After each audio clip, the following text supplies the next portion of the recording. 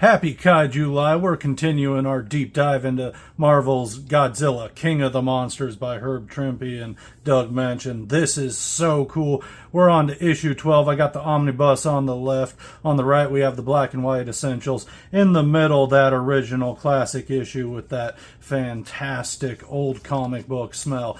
But we're going to dig into that omnibus after looking at these opening pages, because this series always kicks off with the most awesome splash pages. So we got to look at that in all three formats. Looking real good. But yeah, this cover is so cool. Star Sinister with Godzilla being shot off into space. Looks so cool. And this opening page here is just fantastic. Like, Godzilla's tearing apart this train, and it looks so cool. And I love this caption here, so I'm actually going to read it. Question: what is the difference between a freight train and a monstrous serpent as seen through the eyes of a creature such as Godzilla? Answer: none. Which is why it is torn apart. So cool. And I love this roar here. Looking fantastic. Here we're catching up with our S.H.I.E.L.D. guys as Jones and Dugan are chit-chatting, and Jones is giving Dugan a little bit of a hard time for being so rough on him. And, you know, little Rob actually saving our hides before, and so is Godzilla. And here we're seeing Rob all torn up from the previous issue's instance of him taking out that Yetagar, because he sees no difference between himself killing the Yetagar and the Americans trying to take out Godzilla. So he's racked with guilt. But he does know that the monster was attacking him and there was nothing he could do about it. Here we get a little bit of a flashback to the previous issue's events as we see these aliens talking to each other and teleporting Godzilla. Where does he go? To the moon, of course. And I love just all the text boxes. I won't read everything, but just how Moench is able to get into the head of Godzilla in a way that lets us know what Godzilla's thinking, but still is not actually in his head. I like that quite a bit.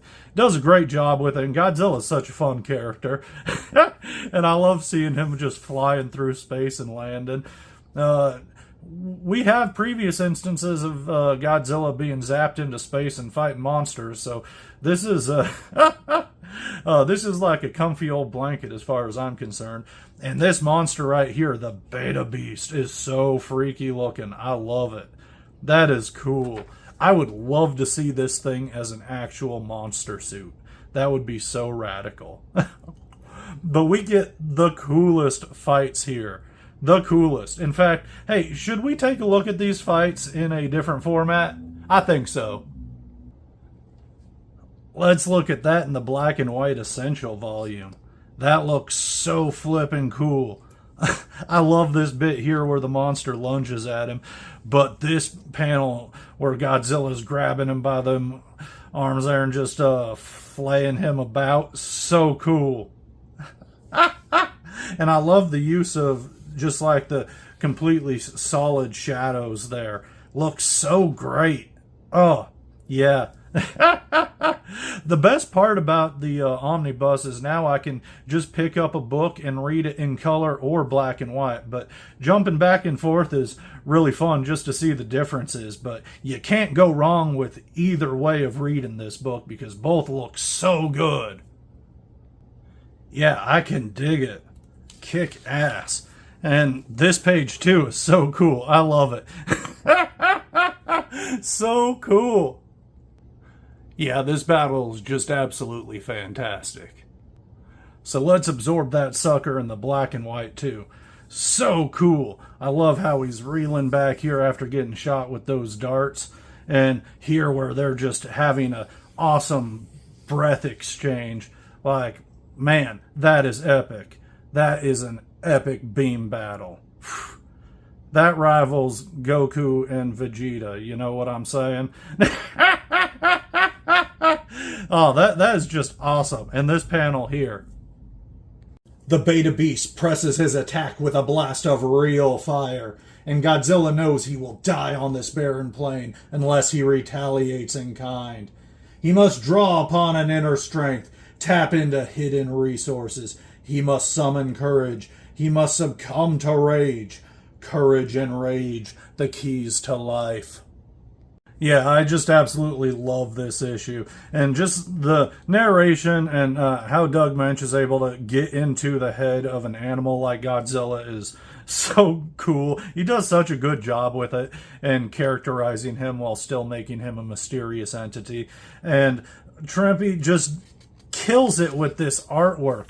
He does the monsters so good. I love it. This story is absolutely phenomenal. These aliens teleported Godzilla to this moon base here to fight their ultimate champion. Because if Godzilla is able to defeat their ultimate champion, Godzilla can also defeat their rivals from a different planet. These guys, the beta fellas, they're at war against this other alien species, and they are no good. Apparently, they're planning to invade Earth and send these monstrous creatures to come wipe us all out. So they just wanted to see if Godzilla was tough enough. But, you know, I don't see why they didn't send that other fella to team up with Godzilla against these guys. I think that's just poor planning. But it makes for a fantastic and fun, action-packed story. I don't love the designs of the two different alien races. I think they look a little goofy in their own rights, but the monsters themselves look so cool. I'm sad we only see these guys for the one panel where they talk about them, but these guys we see full-on fights, and it kicks butt, I'm telling you. The next video that we're going to be going through is going to be phenomenal. You're going to have a blast with issue 13 because it just ups the monster fighting game, I tell you. Plus, as you can see right here, we get more Red Ronin action with Godzilla and the monstrous creature both appearing right in front of him at the same time. So that promises to be an absolute treat. I cannot wait to see you for the next day of Kaiju Live.